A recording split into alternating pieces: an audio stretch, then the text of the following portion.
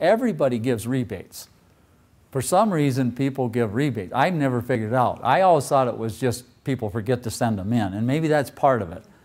But everybody gives it. So what's going on here? Well, in terms of this, a small rebate gives a little bit of I feel good, and tacking that on to an already high price doesn't seem to affect people very much. So let's say I'm going to buy a TV, and the TV is, well, it's a cheap TV, let's say $200 or $210. Okay, well, either way, I got to spend $200 or $210, it doesn't matter, I kind of feel bad about it. I got to spend the money. But if I spend $210, the difference between $210, because of this leveling off, $210 and $200, I feel about equally bad. I don't really care. I just spent a lot of money with it. Okay, but here, this little $10 rebate that I get in the mail, or a person gets in the mail, that's something to look forward to a little bit. And so if we were, see, if people were rational about this, their value function would be what? It'd be linear right through the origin with it. Okay. The recent debate in economics, there was obviously with the collapse in 2008, how did economists get it so wrong? Paul Krugman, very famous, I'm sure you maybe have heard, seen him in the news, heard the name or whatever.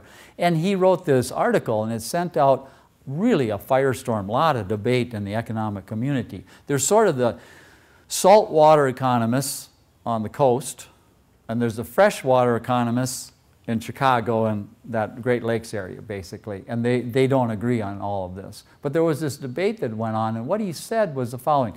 He said, as I see it, the economics profession went astray because economists as a group mistook beauty clad in impressive-looking mathematics for truth. Well, initially I thought, oh, wow, they're kind of a slam on math. Well, not really. What in physics, see, they're looking for what? Elegant equations. Some have interpreted it this way. Elegant equation, E equals mc squared. Well, evidently, if you look for that in economics, it didn't quite work the way economics kind of went through a little bit of a phase like physics did. So physics in the 1900s, right around 1900, the physicists thought, there's actually an article, we got it all figured out. We got a couple of little things, then we're going to close down the departments and we're headed home. Basically, we got to figure out radioactivity, which turned out to be a little more difficult and caused some trouble. And then all of a sudden, what happened? Einstein came along with relativity, there was quantum physics, and the whole thing changed with it. Well, in a certain sense, economics went through some of the same things, shocked by the economy. I am in shocked disbelief because the whole intellectual edifice has collapsed. That's definitely a freshwater economist, and that was Alan Greenspan who was saying that. But what happened then is clearly the physicists did not give up using math, right?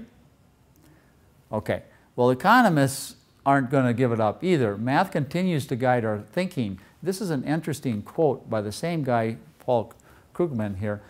Only after doing the math was I able to express my models in plain English. It really took the equations to understand what was happening. So the idea, at least what I get out of it, is the equations are guiding the thinking. In other words, it isn't like we develop this intuitive model and then we make equations to justify what we already knew intuitively, which sometimes does happen. This is almost a little bit the reverse. I wouldn't have understood it unless I could have looked at the equations and interpreted it that way.